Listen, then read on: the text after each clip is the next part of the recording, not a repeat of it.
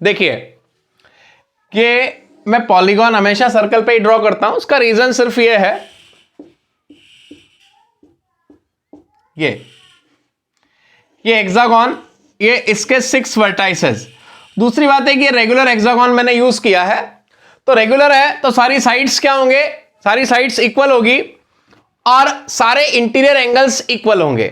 Okay, regular hexagon या regular polygon जो होता है उसमें सारी साइड्स, सारे इंटीरियर एंगल्स, सारे एक्सटीरियर एंगल्स आपस में इक्वल होंगे, इंटीरियर आपस में इक्वल, एक्सटीरियर आपस में इक्वल। अब आप यहां पे देखिए कि अल्टीमेटली मेरे पास यहां पे पॉइंट्स कितने हैं, 1 2 3 4 5 6 7, 6 तो हेक्सागोन के वर्टेक्स हो गए और एक सेंटर हो गया, तो अल्टीमेटली मेरे पास पॉइंट्स कितने हैं, 7। ओके, 6 हेक्सागोन के वर्टाइसेस, क्योंकि मैंने आपको बताया है कि कोई भी पॉलीगॉन हो उसमें जितनी साइड्स होंगी उतने ही उसमें वर्टाइसेस होंगे, तो इसमें 6 साइड्स है तो 6 के 6 क्या होंगे, वर्टाइसेस होंगे, इंक्लूडिंग सेंटर। अब यहां पे अगर मैं सेंटर को इंक्लूड करता हूं तो टोटल कितने हो गए, 7। तो अब देखिए कि अगर मैं यहां पे लाइंस निकालूंगा तो 7 पॉइंट्स है, 7 पॉइंट से टोटल 7C2 लाइंस बनती है। ओके, अब यहां पे एक प्रॉब्लम है कि ये जो 6 पॉइंट्स इसकी साइड्स के जो वर्टेक्स हैं, ये इनमें से कोई भी 3 कोलिनियर नहीं है, इन 6 में से कोई भी 3 कोलिनियर नहीं है। लेकिन अगर मैं बात करूं ये जो सेंटर पॉइंट है, इसके कारण यहां पे देखो कोलिनियर की कितनी पेयर्स बन रही है, 1 2 3, मतलब यहां पे 3 सेट ऐसे बन रहे हैं जो कोलिनियर है। ओके, एक ये और ये एक सेट कोलिनियर का, 1 2 3 second set, 1 2 3 third set, 3 sets ऐसे बन रहे हैं जो कोलिनियर पॉइंट्स के हैं। ओके, तो आप देखिए कि मैं क्या करूंगा, 7C2 टोटल तरीके मैंने निकाल लिए, मैं बाइजेक्शन रूल यूज कर रहा हूं, टोटल माइनस अनफेवरेबल, तो टोटल 7C2 अनफेवरेबल कितने होंगे आप देखो, 1 2 3, इन 3 में से मैं 2 पॉइंट सिलेक्ट करता हूं, तो जितने तरीके से 3 से 2 सिलेक्ट करूंगा, जितने तरीके से 3 में से 2 सिलेक्ट करूंगा उतने तरीके से यहां लाइंस बनेगी, और वो लाइंस हमको नहीं चाहिए क्योंकि वो एक्स्ट्रा काउंट हो चुकी है। तो इन 3 पॉइंट से कितनी लाइन बनती, 3C2, वो एक्स्ट्रा काउंट हो चुकी है। और ऐसा एक बार नहीं हुआ है, ऐसा 3 बार हुआ है, एक बार इधर, एक बार इधर और एक बार इधर, 3 बार होगा, इसलिए इंटू 3। तो यहां पे 3C2 लाइंस एक्स्ट्रा है, और वो भी कितनी बार, 1 2 3, इन तीनों के कारण एक बार, 1 2 3 इनके कारण दूसरी बार, 1 2 3 इन तीनों के कारण तीसरी बार, ऐसा 3 बार हुआ है। वो 3 बार वाला खेल हटाएंगे।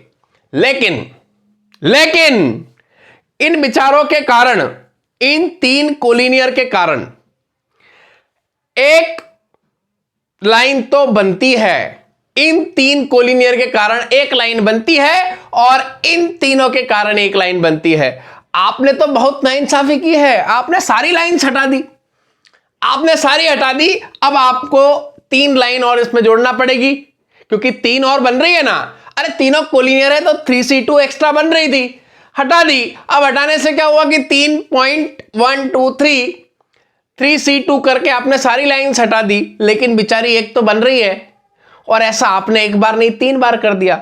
तो इसलिए मैं क्या करूंगा, +3 करके एक लाइन, 2 लाइन, 3 लाइन और जो रह गई थी वो ऐड कर दी। इस तरह से आप सॉल्व करेंगे। तो इस तरह से यहां पे आप इसका आंसर निकाल सकते हैं। तो बस अब प्रॉब्लम्स में वेरिएशन होता जाएगा, आपको कॉन्सेप्ट जो मैंने सिखाए हैं वो यूज कीजिए और ये ज्योमेट्रिकल प्रॉब्लम सॉल्व कीजिए, ठीक है। और जो जनरल प्रॉब्लम्स है वो सारे मैं कराऊंगा, कुछ अलग हटके वो भी मैं कराऊंगा। धीरे धीरे हम हर तरह के प्रॉब्लम देखेंगे, ठीक है। आपको इन सबसे कॉन्सेप्ट सीखना है कि कहां हम बाइजेक्शन लगाएंगे, कहां हम डायरेक्टली सॉल्व करेंगे। जहां जहां पे जितनी मेथड्स पॉसिबल होती है वो सारी मेथड्स मैं आपको बता रहा हूं, ठीक है। तो बस अब आप आगे के लिए खुद से डिसीजन ले सकते हैं कि किस मेथड का यूज किया जाए, किस तरह से प्रॉब्लम को सोचा जाए। ओके, तो चलिए इसी के साथ हम आगे बढ़ते हैं, अगला क्वेश्चन करते हैं। एक बात आप याद रखिएगा कि दो लाइंस, जैसे एक लाइन ये है और दूसरी लाइन ये है, ये अभी क्या है, पैरेलल है। आप समझो कि ये लाइन एक ही प्लेन में है, दोनों के बीच का एंगल 0 है, दोनों पैरेलल है। और दो पैरेलल लाइन इतिहास गवाह है आज तक नहीं मिली है ना, तो इनके इंटरसेक्शन कितने होंगे, 0। अब अगर ये कोइंसिडेंट हो गई, एक के ऊपर एक आ गई, तो फिर तो क्या हो गया, अब तो इनफाइनाइट इंटरसेक्शन हो गए। आप एक्सटेंड कर दो, मैंने पेन बनाया है, मतलब पेन बनाया नहीं है, पेन से शो किया है, आप इसको खींच दो आगे तक, इसको पीछे से खींच दो, और इस पूरे प्लेन में आप इनको जितनी बार एक्सटेंड करते जाओगे उतने पॉइंट्स ऑफ इंटरसेक्शन बढ़ते जाएंगे। तो कहने का मतलब है कि कोइंसिडेंट लाइन इनफाइनाइट पॉइंट्स पे इंटरसेक्ट करेगी। तो हम आगे जो मैं आपको बताने जा रहा हूं उसमें और यहां पे हम कोइंसिडेंट की बात नहीं करेंगे, क्योंकि कोइंसिडेंट में क्या होता है कि लाइंस इनफाइनाइट पॉइंट्स पे इंटरसेक्ट करती है, तो हम ऐसी कंडीशन नहीं लेते, ठीक है। अभी मैं आपको क्वेश्चन बताऊंगा तो उसमें आप पहले से ही मेंटली इस चीज के लिए प्रिपेयर्ड रहना, ठीक है, कि हम जब भी आगे लाइन से रिलेटेड प्रॉब्लम करेंगे तो कोई इंसिडेंट की बात हम नहीं करेंगे। पैरेलल की बात कर सकते हैं, नहीं भी कर सकते हैं, बस दोनों केस में आप याद रखना कि पैरेलल लाइन कभी भी इंटरसेक्ट नहीं करती, कोई इंसिडेंट इनफाइनाइट पॉइंट पे इंटरसेक्ट करती है। और इसके अलावा इस प्लेन में पैरेलल नहीं है दो लाइन, और दो लाइन कोई इंसिडेंट नहीं है, आ गया, तो इस प्लेन में आप कोई भी दो लाइन ले लो, वो एक पॉइंट पे इंटरसेक्ट करेगी ही करेगी। अगर पैरेलल नहीं है, कोई इंसिडेंट नहीं है, तो दो लाइन केवल और केवल एक प्लेन में है, तो एक पॉइंट पे इंटरसेक्ट कर सकती है। यह बात आप याद रखिएगा, ठीक है। और अगर दो लाइन पैरेलल नहीं है, कोई इंसिडेंट भी नहीं है और इंटरसेक्ट भी नहीं कर रही है, तो ऐसा कब पॉसिबल है कि लाइंस अलग अलग प्लेन में है, एक इस वाले प्लेन में, एक इस वाले प्लेन में, दोनों कभी नहीं मिलेगी, क्योंकि दोनों को मिलाने के लिए आपको हवा में तैर के आना पड़ेगा और हवा में लाइन नहीं बनती है। तो यह ध्यान रखना कि दो लाइन इंटरसेक्टिंग नहीं है, पैरेलल नहीं है, कोई इंसिडेंट नहीं है, तो वो हमेशा हमेशा के लिए दूसरे प्लेन में लाई करेगी। और ऐसी लाइंस का एक स्पेशल नाम हमने रखा है स्क्यू लाइंस। क्या बोलते हैं? Skew lines. तो ये छोटी छोटी इंफॉर्मेशन आप याद रखना, एक प्लेन में है, या तो पैरेलल होगी, कोई इंसिडेंट होगी, या एक पॉइंट पे इंटरसेक्ट करेगी। और हम जो बातें करेंगे आगे वो एक पॉइंट पे इंटरसेक्ट करने वाली करेंगे। हम अभी यहां पे पैरेलल की बात नहीं करेंगे, कोई इंसिडेंट की बात नहीं करेंगे। और इसी के साथ मैंने आपको पॉसिबिलिटी भी बता दी कि क्या क्या हो सकता है। इंटरसेक्ट नहीं कर रही है, पैरेलल नहीं है, कोई इंसिडेंट नहीं है, तो 100% दूसरे प्लेन में है, दोनों अलग अलग प्लेन में है। तो ये छोटी छोटी बातें आप याद रखिएगा। चलिए अब मैं आगे चलता हूं। सेम मैं जो बात लाइन के लिए बोल रहा हूं वही बात सर्कल के लिए भी बोल सकता हूं कि दो सर्कल है, दोनों की रेडियस अलग अलग है, और दो अलग अलग रेडियस के सर्कल अगर इंटरसेक्ट करेंगे तो मैक्सिमम दो पॉइंट पे इंटरसेक्ट कर सकते हैं। मैक्सिमम की जब बात करूंगा, दो सर्कल है, दोनों की रेडियस अलग अलग है, तो मैक्सिमम दो पॉइंट पे इंटरसेक्ट कर सकते हैं। ये आ गया, रेडियस अलग अलग है। और रेडियस सेम में इसलिए नहीं बोल रहा हूं क्योंकि सेम होगी तो वो कोइंसिडेंट वाली प्रॉब्लम भी आ सकती है, और कोइंसिडेंट में फिर वही दिक्कत आती है इनफाइनाइट इंटरसेक्शन वाली, ठीक है। तो इसलिए दो सर्कल है और वो अलग अलग रेडियस के हैं, तो उनका मैक्सिमम कितना इंटरसेक्शन हो सकता है? दो, ठीक है। अब इसके बाद अगर एक सर्कल है और एक लाइन है, तो सर्कल और लाइन के मैक्सिमम इंटरसेक्शन कितने हो सकते हैं? 2। मैक्सिमम की बात कर रहा हूं।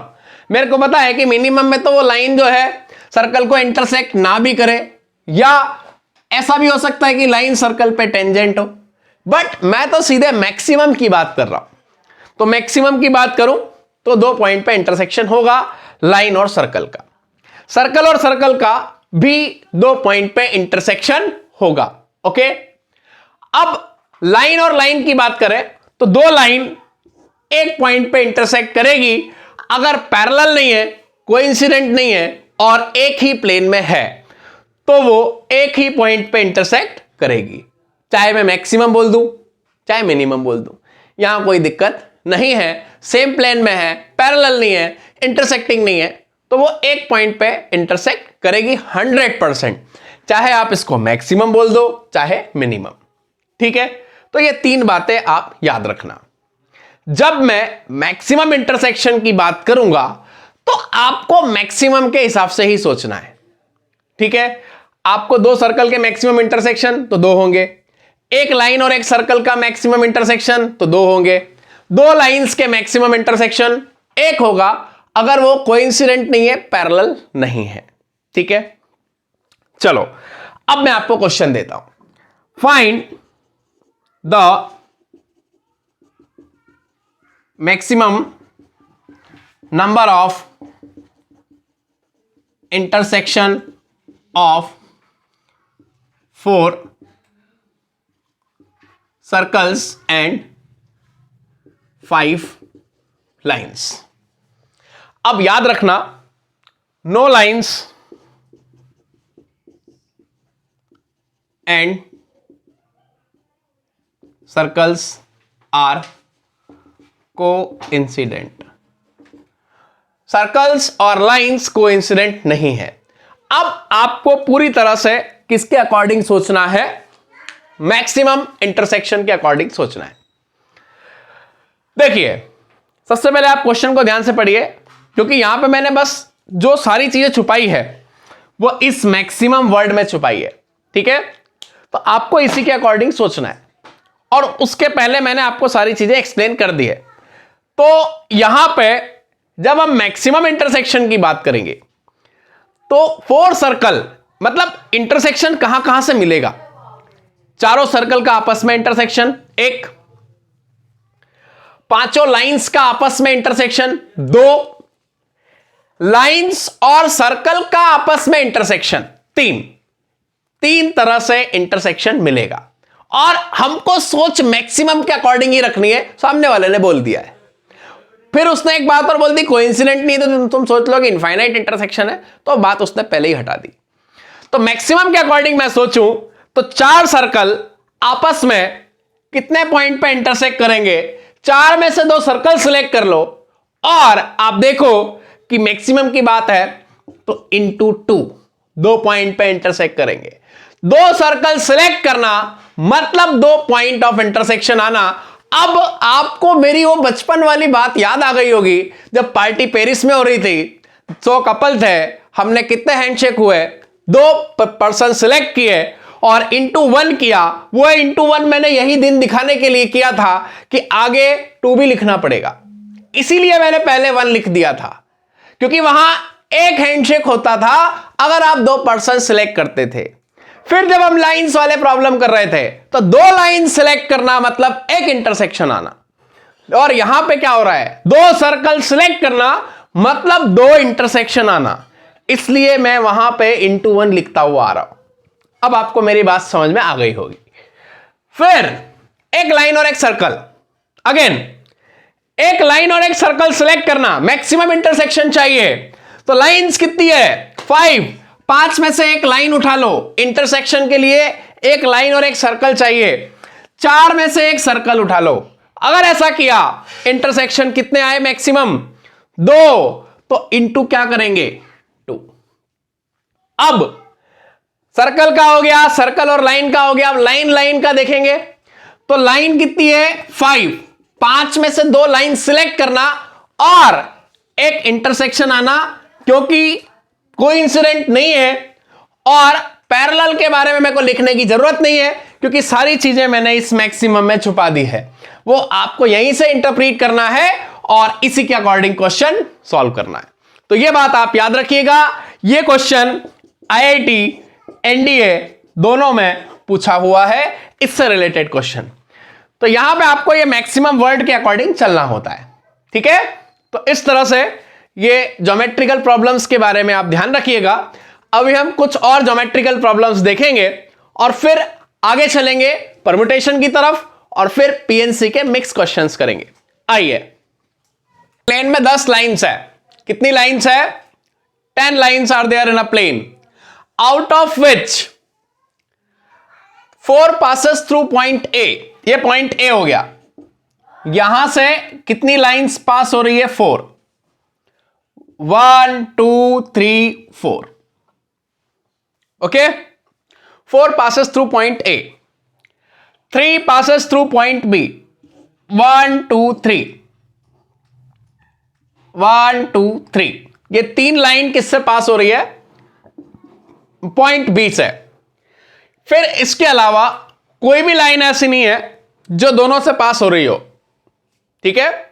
मतलब ये जो 4 ए से पास हो रही है वो ए से ही हो रही है, बी से नहीं हो रही है, और जो बी से पास हो रही है वो ए से नहीं हो रही है। यहां पे एक बात और याद रखना कि इसके अलावा देखो 10 लाइंस में से 4 ए से पास हो रही है, 3 बी से हो रही है, और कोई भी लाइन ऐसी नहीं जो दोनों से हो रही है।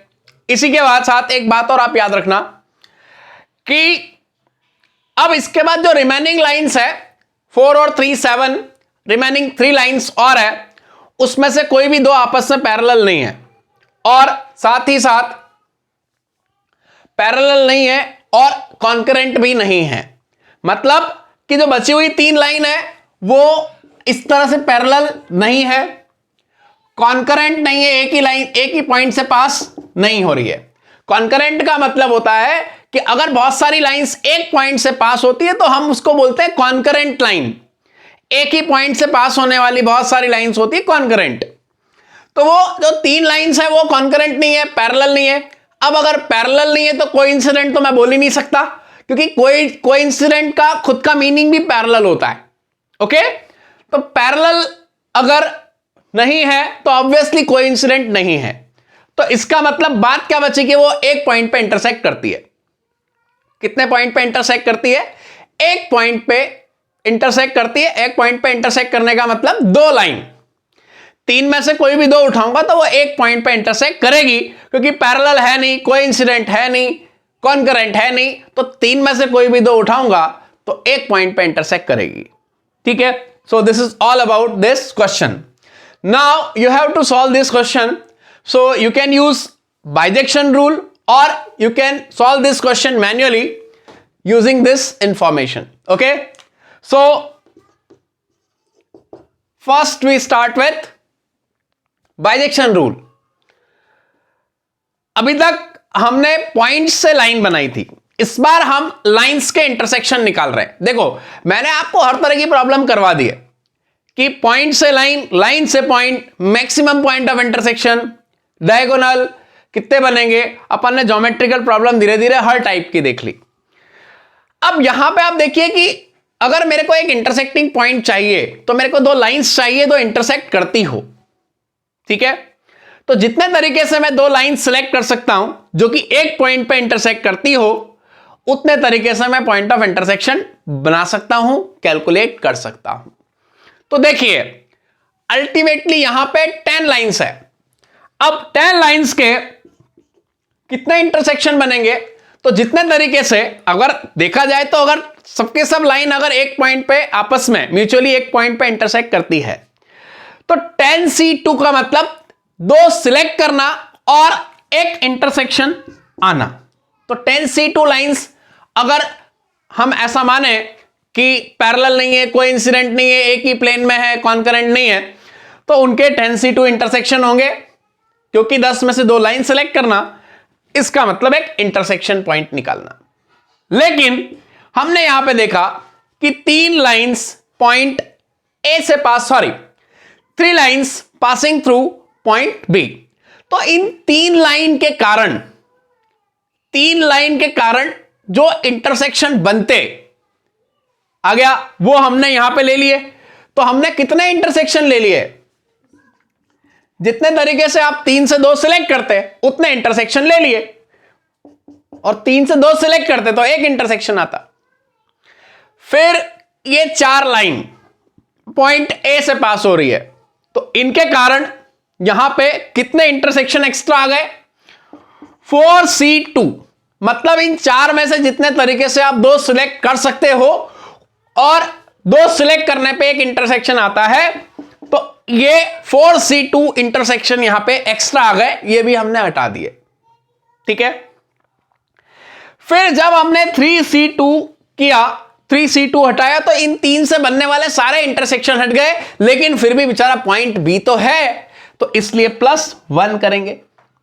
फिर आप देखिए कि 4C2 से इन 4 लाइन से बनने वाले सारे इंटरसेक्शन हमने हटा दिए। आप फिर भी देखो कि बेचारा पॉइंट ए तो है, तो इसलिए +1 करना पड़ेगा।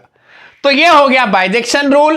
Total minus unfavourable, total 10 lines. अगर मैं ये मान के चलूं कि कोई भी 2 पैरेलल नहीं है, कोई भी 3 कॉन्करेंट नहीं है ना, मैंने पहले गलती से 2 कॉन्करेंट की बात कर दी थी, 2 तो कॉन्करेंट होगी ही, नहीं तो हमको इंटरसेक्शन नहीं मिलेगा।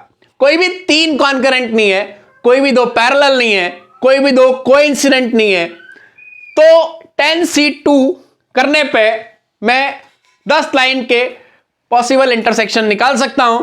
2 लाइन सिलेक्ट करना, एक इंटरसेक्शन आना, इसलिए 1 किया।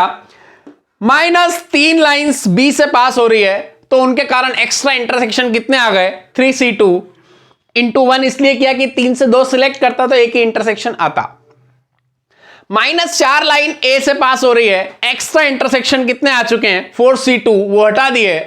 फिर मैंने देखा कि यार 3C2 से और 4C2 से आपने बेचारे ए और बी को भी हटा दिया, क्योंकि 3C2 से हमने 3 से बनने वाले सारे इंटरसेक्शन हटा दिए, 4C2 से हमने 4 से बनने वाले सारे इंटरसेक्शन हटा दिए, हमने ए और बी को भी हटा दिया। हमको ए और बी को लेना पड़ेगा, इसलिए +1 कर दिया। टोटल इंटरसेक्शन आ गए। एक और मेथड आप मैन्युअली कर सकते हो। देखो, सबसे पहले एक इंटरसेक्शन तो ए आ गया। सेकंड मेथड, एक इंटरसेक्शन ए और एक क्या आ गया? बी। 2 इंटरसेक्शन तो हमको सामने दिख रहे हैं। ये 3 लाइंस बची हुई मैंने ट्रायंगल बना दिया, क्योंकि आप सोचिए कि कोइंसिडेंट नहीं है, पैरेलल नहीं है, तीनों कॉन्करेंट नहीं है, तो ये ट्रायंगल से मैंने रिप्रेजेंट कर दिया। अब बचे हुए इंटरसेक्शन कैसे? 2 लाइन सेलेक्ट करना, मतलब एक इंटरसेक्शन आना। तो इन 3 में से एक लेंगे और इन 4 में से एक, 3 में से एक, 4 में से एक, तो एक इंटरसेक्शन। अब क्या करोगे?